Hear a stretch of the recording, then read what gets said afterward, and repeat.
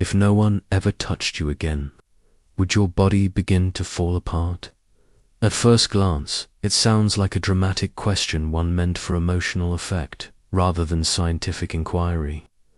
But behind it lies a quiet, urgent truth that modern neuroscience and developmental psychology are only beginning to fully grasp. Touch, the most underappreciated of our senses, is so woven into daily life that we rarely notice its presence until it's gone. And when it disappears, something strange and disturbing begins to happen beneath the surface. The immune system falters. Cortisol, the stress hormone, surges. Sleep degrades. Anxiety spikes. Emotional balance tips into chaos. In infants, the effects are even more drastic. Development slows, cognitive functions stall, and in the most tragic cases, life itself begins to shut down. This isn't a poetic metaphor, it's a documented reality. One of the most haunting examples comes from the Romanian orphanages of the 1980s and 1990s. In the aftermath of Nicolae Ceausescu's regime, thousands of children were warehoused in underfunded, overcrowded institutions. These children were fed, they were clothed, their most basic physical needs were attended to, but they were not touched, not soothed, not held. The results were catastrophic. Many developed severe emotional and cognitive impairments. Some never learned to speak or walk, and others, despite having no identifiable medical illness, simply withered away and died. Autopsies showed no infection, no malnutrition, no disease. What they lacked, quite literally, was love in physical form. They died from touch deprivation. This kind of evidence forces a radical re-evaluation of what we consider essential to life. We know food, water, and oxygen are necessary, but what if physical connection is just as vital? Not metaphorically, but biologically. Why would the absence of something so intangible as a caress, a cuddle, or a hand on the back result in measurable physical decline? Why does the nervous system seem to interpret a lack of touch as a threat or even as injury? In a time when we are more digitally connected than ever before, we are paradoxically more physically disconnected. We text instead of holding hands. We swipe instead of embracing. Even in families and long-term relationships, touch is increasingly rationed, often replaced by screens and schedules. But the body doesn't run on Wi-Fi. It runs on nervous system cues, signals that something is safe, warm, close, real. And physical touch is one of the most powerful cues we have. Without it, the body reacts as though it has been cut off from its tribe, left vulnerable to the threats of an ancient world it still remembers: predators, cold nights, and isolation. That could easily spell death. This raises a deeper and more urgent question. What is touch actually doing to the body and brain that makes it so vital?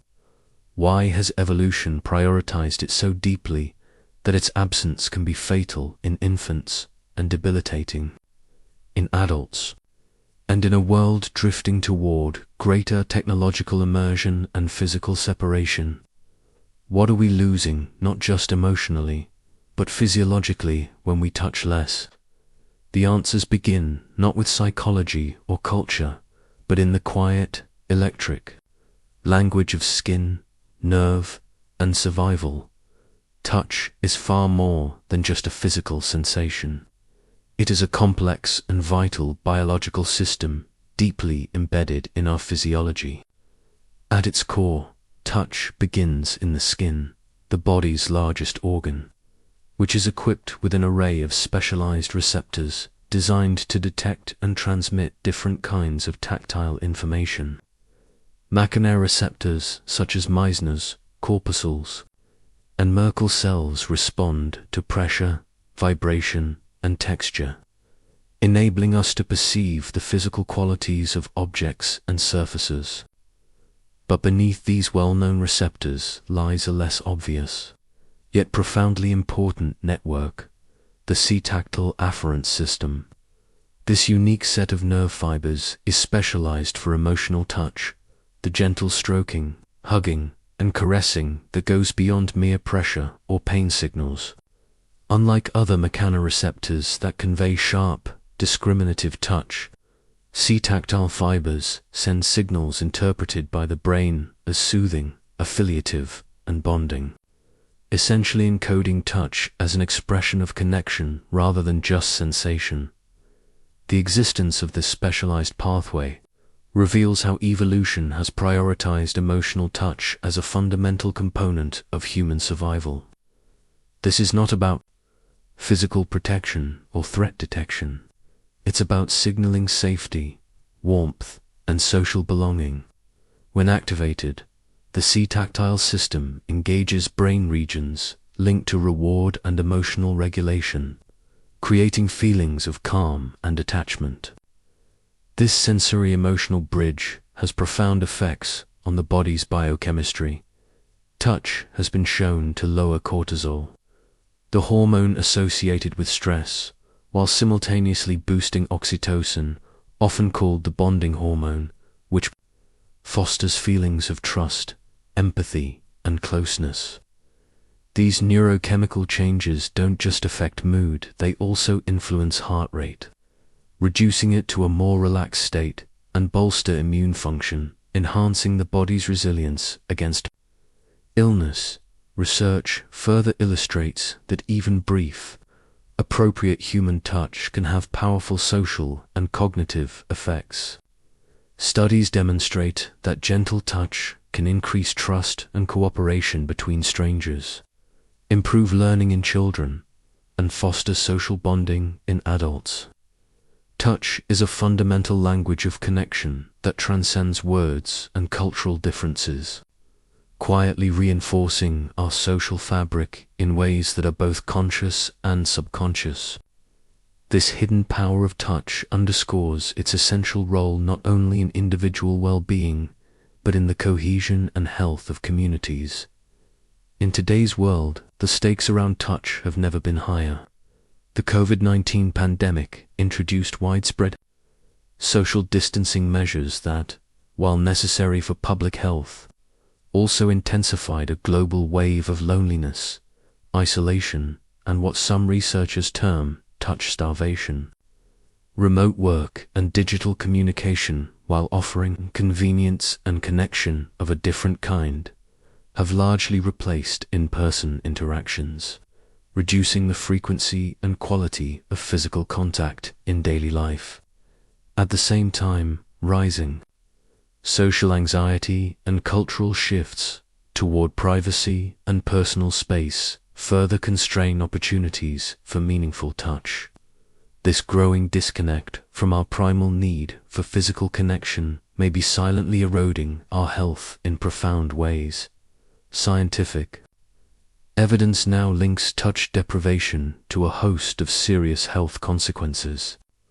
Loneliness and lack of physical contact have been associated with higher risks of depression, cardiovascular disease, and even premature mortality. The body's stress response remains chronically activated without the calming influence of touch, contributing to inflammation and immune dysfunction. What was once an evolutionary safeguard system designed to promote survival through social bonding can become a source of vulnerability when neglected. As our society navigates an increasingly digital and physically distant future, understanding the biological imperatives of touch becomes not only a matter of scientific curiosity, but a pressing public health concern. Without intentional efforts to nurture physical connection, we risk undermining one of the most essential threads that hold us together as humans. In the late 1990s, neuroscientists made a groundbreaking discovery that reshaped our understanding of touch and its role in human health. They found that affectionate touch is processed by the brain through a specialized and distinct neural system. separate from those that register pain, temperature, or pressure. This system, closely linked to the C-tactile afferents, actively regulates emotional and physiological states, influencing stress levels, immune responses, and overall well-being. Far from being a passive sense, affectionate touch emerged as a vital biological mechanism, a powerful regulator that helps maintain homeostasis and foster resilience in the face of life's challenges. This was a revelation. Touch was not merely sensory input, but a fundamental biological signal with wide-reaching effects on health. Yet, this discovery also gave rise to a troubling dilemma. If affectionate touch is so crucial to our survival and health, why does it seem so scarce in many modern societies, particularly in Western cultures? Despite the mounting scientific evidence, everyday life in many places is marked by touch avoidance. In hospitals and clinics, physical contact is minimized to maintain professionalism and avoid misinterpretation. Workplaces often discourage touch to prevent allegations or discomfort, and families can be hesitant, especially across generations, to engage in physical warmth. Social norms, legal concerns, and fears of overstepping personal boundaries have all contributed to an environment where touch is treated cautiously, if not outright shunned. Could this widespread aversion to physical contact, born out of cultural and legal anxieties, be inadvertently making us sicker by depriving us of one of our most basic biological needs? This tension highlights a deeper cultural conflict. Western societies, with their strong emphasis on individualism, personal space, and autonomy, often prioritize independence over intimacy. The value placed on self-sufficiency and boundaries can lead to a paradoxical loneliness or disconnection from the very human connections that sustain us biologically. In contrast, cultures in Mediterranean, Latin American, and other parts of the world tend to embrace more frequent and open physical touch in daily interactions through gestures like hugs, cheek kisses, or holding hands. Intriguingly, epidemiological data often show these cultures experience lower rates of stress-related illnesses, such as cardiovascular disease and depression. This contrast suggests that cultural attitudes toward touch may have profound public health implications, raising the urgent question: are Western norms around touch inadvertently contributing to a growing epidemic of stress and loneliness? And, if so, how can we reconcile cultural values with biological necessity? Modern societies have increasingly sterile environments where the very people most in need of comforting touch are often deprived of it. Nursing homes, hospitals, and schools, places designed to heal, care for, and nurture can, paradoxically, become settings of profound tactile deprivation. Elderly individuals confined to isolated rooms may go days or weeks without a meaningful physical connection. Children in institutional care, stripped of parental touch and affection, suffer developmental delays, emotional trauma, and weakened immune systems. The absence of touch in these vulnerable populations is not a trivial matter. It stunts growth, shortens lifespan, and deepens psychological and physical suffering in ways that clinical care alone cannot address. Historical evidence reveals that this neglect is not new. Psychologist Harry Harlow's landmark experiments with infant monkeys in the mid-20th century vividly illustrated the power of touch and comfort over even basic physiological needs like food. Baby monkeys chose to cling to soft cloth mothers over wire ones that provided nourishment, demonstrating that emotional security and tactile comfort are foundational to survival. These findings echoed earlier observations from 19th century hospitals, where infant mortality rates were alarmingly high, not primarily due to disease, but because babies were deprived of human contact and warmth. This history underscores that nourishment without touch is insufficient for healthy development today. Social and ethical tensions around touch complicate efforts to address this deprivation. Inappropriate or non-consensual touch must be prevented, and rightly so, as protecting personal boundaries is critical for safety and dignity. Yet, the heightened fear of litigation, discomfort, or misunderstanding has sometimes swung the pendulum too far, leading to a form of neglect where caregivers, educators, and health professionals avoid all physical contact, even when it could provide comfort or healing. This raises difficult ethical questions. Where should we draw the line between protection and deprivation? How can caregivers navigate the complex terrain of offering reassuring touch without crossing boundaries? The cultural taboo around touch risks unintentionally isolating those who need it most, deepening their pain rather than alleviating it. Scientific research deepens our understanding of the consequences of this tactile starvation. The phenomenon known as skin hunger or touch hunger describes a real biological state caused by the absence of affectionate touch. Prolonged touch deprivation triggers chronic loneliness, which studies have linked to heightened inflammation, impaired immune function, and increased vulnerability to illness. Recent epigenetic research reveals that chronic social isolation and lack of touch can alter gene expression, effectively rewiring the body's stress response and disease susceptibility. In other words, the absence of touch is not merely an emotional experience, it reshapes the body at the molecular level, with lasting consequences for health and longevity.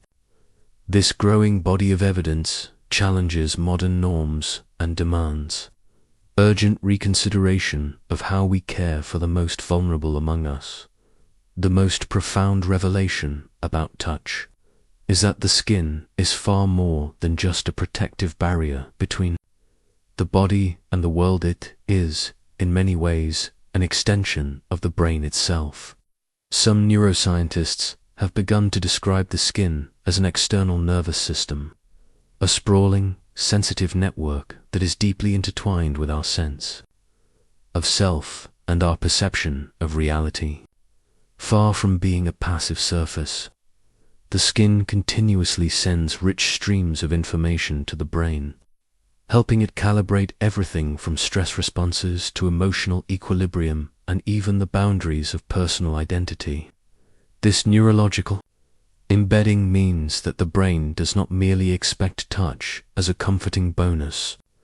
It relies on it as a foundational input to regulate how we experience the world and ourselves within it.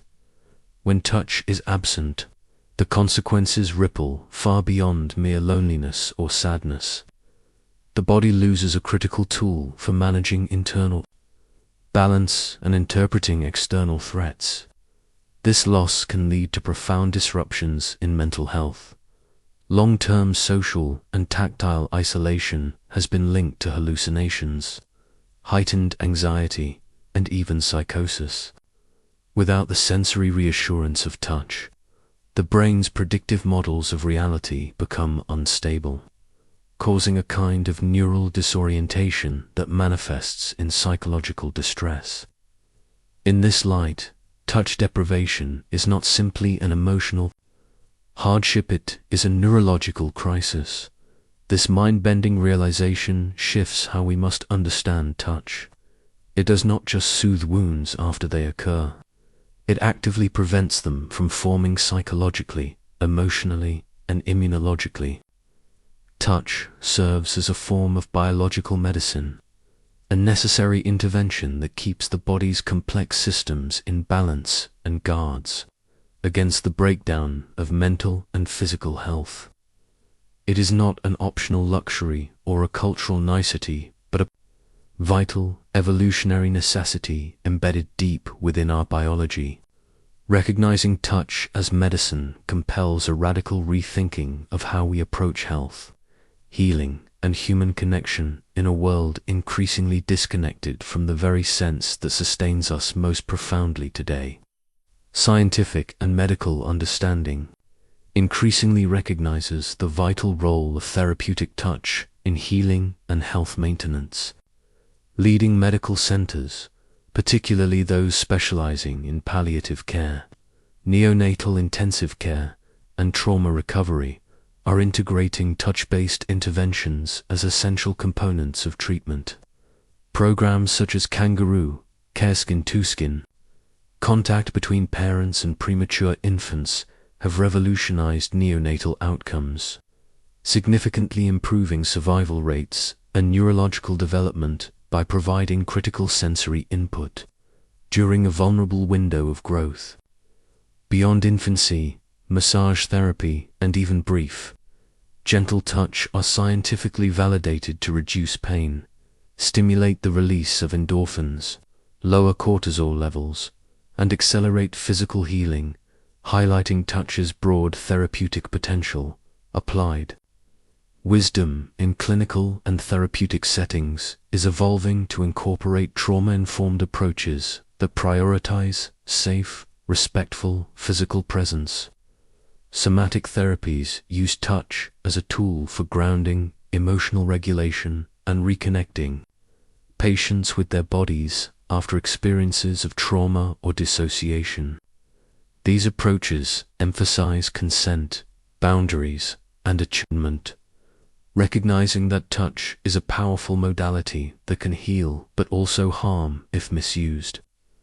As technology advances, AI and robotic devices have begun to explore simulating touch through haptic feedback and artificial hugs. However, current evidence suggests that no digital replication can fully substitute for the neural co-regulation that occurs through genuine human contact, the subtle biological dance of synchronized heart rates, hormonal shifts, and emotional attunement remains uniquely human. From these advances and ongoing research, an emerging consensus underscores that a healthy society depends on safe, consensual, and affirming touch as a foundational biological necessity. This is not a matter of romance or sexuality, but of regulating the physiology and psychology of the human-animal, maintaining homeostasis, fostering resilience, and sustaining emotional and physical well-being. As our understanding deepens, it challenges cultural taboos and social norms, calling for a radical shift in how we value and integrate touch in healthcare, community, and daily life. Recognizing touch as a form of medicine opens new pathways for healing, not only of individual bodies and minds, but of societies. Striving to reconnect in an increasingly disconnected world, we often conceive of love as something intangible, feeling of the heart or an emotional state residing somewhere deep inside us. Yet, what if love is also profoundly tactile? What if the very act of touching, holding, and being held is one of the most fundamental expressions of love itself? Healing, then, might not always be about fixing broken parts or erasing pain with words alone, but about the simple, profound power of presence, physical contact that reassures, comforts, and restores. The skin becomes more than a boundary. It becomes a bridge between souls, the outer layer of our inner selves, through which connection flows.